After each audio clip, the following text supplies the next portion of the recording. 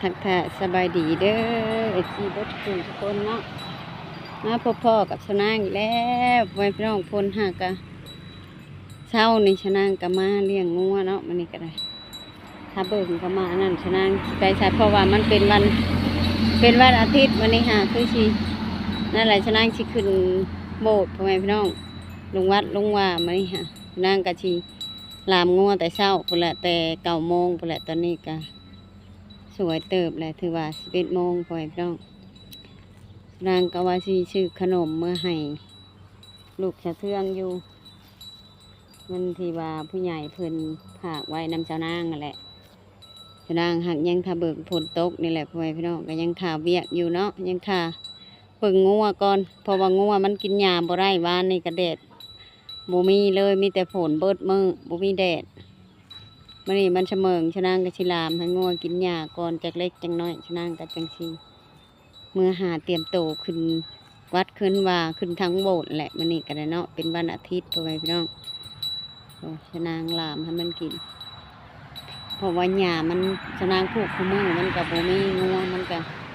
มันบ่อิ่มแหละพ่อแม่พี่น้องง่ายมันบ่อิ่มชะนางก็เลยลามไปนํถ้าฝนตกมันบ่กินหญ้าก็ล่ะชะนางก็คิดสิไปหาซื้อหยังอยู่ตลาดชิโนแต่มันไปบ่ได้ไปซื้อจิโลชื่อมักพริกมักพายมักขายนี่แหละยามนี่แหละก็มีแต่หาเครื่องมาขายเพื่อพี่น้องถ้าไปหามันหาบ่ได้ถ้าเบิ่งจังมือชะนางก็สิถ่ายคลิปลงไปให้FCได้เบิ่งอีกที่ไปชื่อได้ยังแน่สิลงตลาดชิโนพุ่นแหละบนชื่อก็ได้มื้อนี้บ่ได้ไปมื้อนี้ก็พ่นน้ำแต่ว่านนี่พุ่นแหละอ้าวอิ่มแล้วบ่นอนแล้วนี่อิ่มแล้วปะจ๊ะตัวนี้ชะนางลามแต่9 โมงจนฮอด11 โมงมันก็คือสิอิ่มแน่แหละ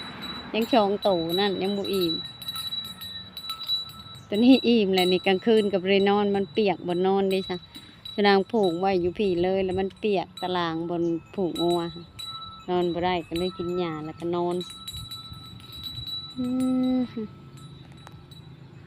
หลังจากขึ้นมาแต่เลี้ยงงัวตอนนี้ก็2 โมงได้เวลาขึ้นทางโบสถ์แล้วไปพี่น้องขึ้นวัดขึ้นว่าเนาะนางกับชีเฮ็ดขันลงไปเด็ดทำบุญทำทานแหละพ่อแม่พี่น้องมันก็คล้ายกันกับศาสนาพุทธแหละเนาะตอนนี้กับพ่นตกเบิ่งแน่สิไปได้บ่พ่นแท้พ่อแม่พี่น้องเสมอไม่เดียวตอนชะนางถ่ายให้ซีเห็นนั่นแหละตอนนี้ก็ยังขาแขกน้อยอินเดียเพิ่นแล้วสบายดีโดแล้วบ่โดยขาแขกน้อยเพิ่นค่ะงามบ่พ่อแม่พี่น้องลูกสาวหล่าของชะนางงามบ่ถามความจริงได้นี่งามบ่ว่าลูกสาวหล่าของชะนางสิพากันขึ้นวัดขึ้นว่าขึ้นโบสถ์ป้าเงินเฮาเปียกเบิ้นเนาะเป็นแต่งหน้าแต่งตาเปียกน้ำข้างในคนสาบเข้ามาแล้วก็ป้าพากันขึ้นวัดขึ้นว่าทำไมพี่น้องเด้ชะนางก็ชื่อเทียนที่ว่าเทียนข้าวพรรษาแหละชะนางก็จะลงไปถวายวัดในคลิปเก่าคนตกไปนะโอ้แล้วคนเฮ็ดขันเลยเฮ็ดขันลงไปคนตกพากระมนกระจ้องอันนั้นคนตก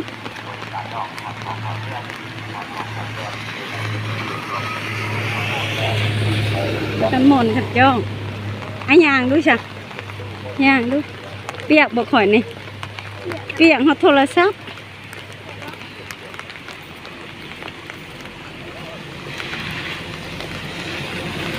ไปย่างก่อนมันไปบ่ได้เกะกะกันมันขึ้นวัดย่างลูกย่างมันเปียก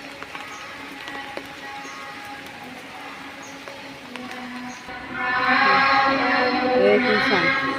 บ่มีแนวบ่มีผู้นั่นเนาะ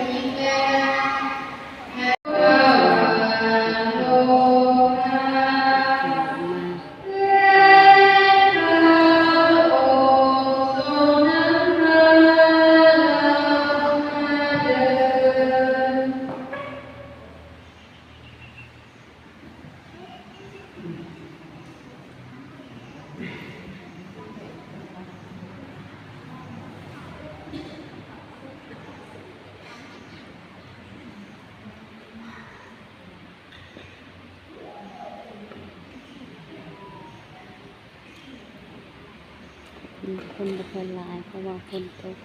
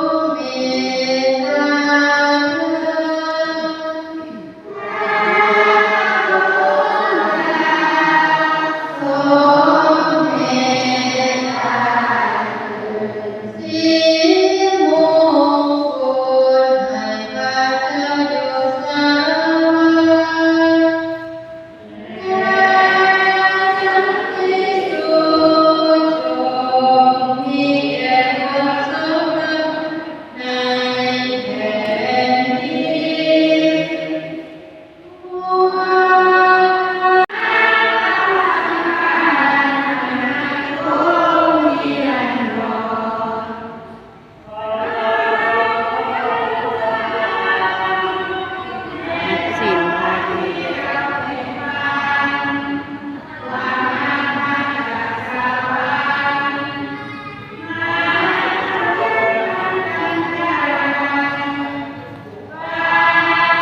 ปหับสินหับขนมปังไว้เนาะนางตายเบิ่งพนางก็ขับไปหับคู่กันที่เขาน้ำหลังเอา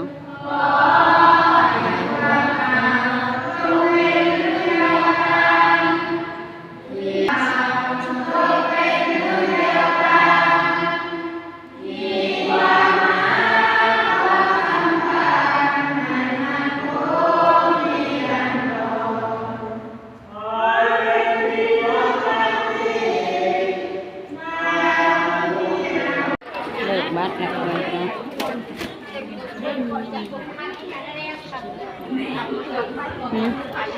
เลิกวัดแล้วไปพี่น้อง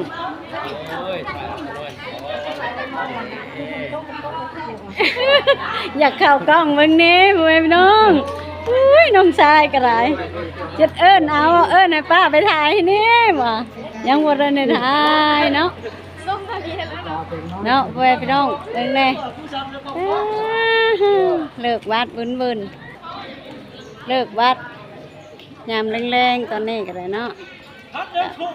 ประมาณ4 โมงไปพี่น้องเบิ่งทางนี่กับพลาดอ้าวงัวไผ่เข่าฮะโอ้ไม่เท่าทองก็ไล่งัวแล้วออกมากระไรอ้าวว่าทำว่าไอ้ซีเม่นมาเน่ลูกสาวชนะงามบ่ว่ะหัวแล้วบ่แล้วกระไรเบิ่งมันมีดอกไม้ดอกตอกพ่อแม่พี่น้องหลายในวัดนี่เพิ่นปลูกดอกไม้ลูกสาวล่ะกระพลาดได้เป็นไงดอกไม้ฮักโตกดอกไม้ดอกตอกพ่อแม่พี่น้องในวัดในว่าหลายได้บนน้ำก็ได้นางก็ลงมาเอาน้ำเพิ่นนี่แหละเมื่อกินเนาะเพราะว่าเพิ่นเฮ็ดบนน้ำให้คนบ้านกินแบบให้ลูกบ้านกินพ่อแม่พี่น้องไปพื้นที่ทางวัดทางว่าก็ได้ทางนี้ทางนั่นทางอ้าวพลาดเลยฮะนี่เพิ่นปลูกดอกไม้ดอกตอกดีนางน้ำเพิ่นอันนั้นเพิ่นเฮ็ดทางศาสนานี่แหละเพราะว่าตุกหนึ่ง4,000 กีบ4,000 กีบเป็นเงินบาทโบหูว่าจักบาท5 บาท10 บาทกะ5,000บอกล่ะแม่นแหละเนาะอันนี้หันบ่ฮอด10 บาทเนาะ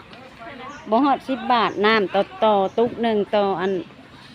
ตุก20,000พ่อแม่พี่น้องบ่ฮอด10 บาทฉันเด้อเพิ่นแบบเพิ่นขายให้แบบหมู่บ้านนี่แหละแบบ แม่นประมาณอยู่8 บาทเป็นเงินบาทเนาะตุกหนึ่ง8 บาท20 ลิตร8 บาทพ่อแม่พี่น้องนางก็ลงมาเอาน้ำและนี่แหละมากินครับบริถ่ายให้ไอซีเบิ่งคนปลูกดอกไม้ดอกตอกทางวัดทางโบสถ์ของสาวนางกาชีประมาณนี่แหละกาชีมึงอะหางัวต่อพ่อแม่พี่น้องนางก็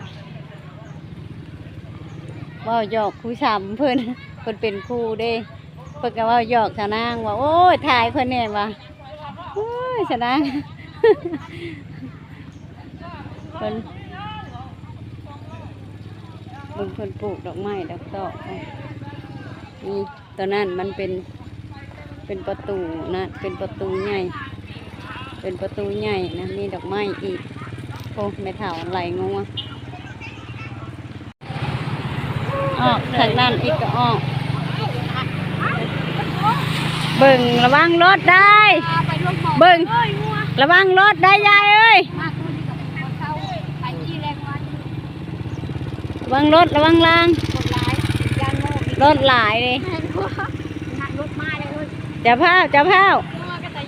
พ่อก่อนงัวกับปัตยานยังรถหลายได้มานี่เป็นวันอาทิตย์ไปควมไม่เท่าควมมาควมเลยเออ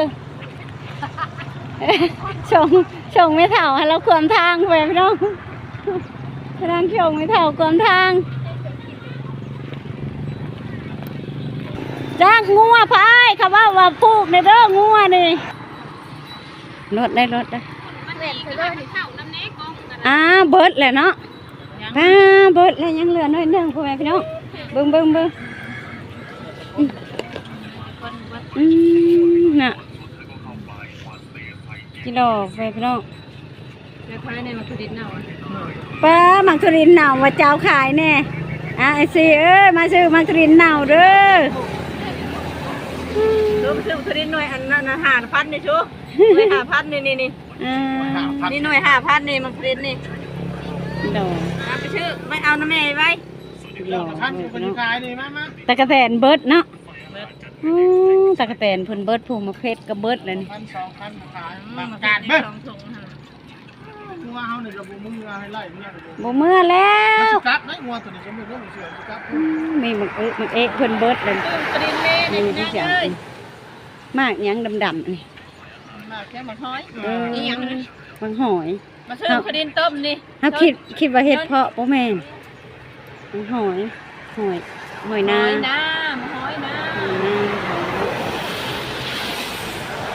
ี่ยาได้แอมเบิด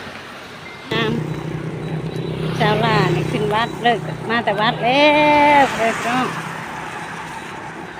ใหญ่ซ้ำแม่เลยเด้นี่ใหญ่สาวแล้วลูกสาวหลานใหญ่สาวแล้วปีหน้าจะว่าเอาผัวแล้วลูกสาวหลานนี่ปีนี้ก็ใหญ่ซ้ำแม่แล้วนี่ไว้พี่น้องจะหน่อยชะนางกับชิผูกงัวต่อเพราะว่ามันก็อิ่มแล้วเพราะว่าชะนางลามแต่เศร้าพูดแหละแล้วก็พอดีอันนั้นบ่ถ่ายเบิ่งงัวว่ะตอนนี้ก็เลิกวัดมาเรียบร้อยพ่อแม่พี่น้องเนาะชะนางก็ได้เฮ็ดขันลงไปแบบกระทำบุญกับแบบเดียวกับทางศาสนาพุทธอะไรนางก็ชื่อเทียนคู่แบบเข้าพรรษาอะไรพ่อแม่พี่น้องชะนางก็ลงไปถวายเพิ่นก็เฮ็ดก็คือคล้ายๆกันเนาะประเพณีทางศาสนาของชะนางกับศาสนาพุทธสั่งกันเนาะมาถ่ายชีวิตประจำวันของชะนางไปพี่น้องมาถ่ายแบบเลี้ยงงัวหรือไปทางใดมื้อนี้ฝนตกกับไปทางใดอยู่เลี้ยงงัวแล้วก็ไปขึ้นวัดขึ้นโบสถ์เนาะชะนางกระสำหรับคลิปนี้กับภาคผู้ใหญ่จะดีไม่ใหญ่จะดีทุกท่านเพราะว่าอยู่ในหรือต่างประเทศที่เข้ารับชมและติดตามคลิปของชะนางกับภาคกดไลค์กดแชร์กดกำลังใจชะนางในเด้อพ่อแม่พี่น้องกับลูกสาวหล่าเนาะฝากFCในลูกเพื่อพี่น้องเนาะกดไลค์กดไลค์กดติดตามแล้วก็กดแชร์เนาะเพราะว่าเพื่อเป็นกำลังใจให้อีหลานและกับแม่เพื่อได้เห็นคลิปต่อไปให้พี่น้องเบิ่งเพราะว่าตอนนี้ใกล้สิเปิดเรียนแล้วก็ฝากให้พี่น้องเข้ามาเบิ่งไลน์จังได้มีเงินไปเรียนเนาะใครเป็น FC อีหล่าคอมเมนต์มาแน่เนาะเห็นแต่ FC ไม่ได้เด้อย่าเผื่อมีคอมแบบอยากมี FC ก ว่าผิดว่าอย่างก็ขอโทษขออภัยเด้อจากที่นี่ก็ขอจบลงที่กราบ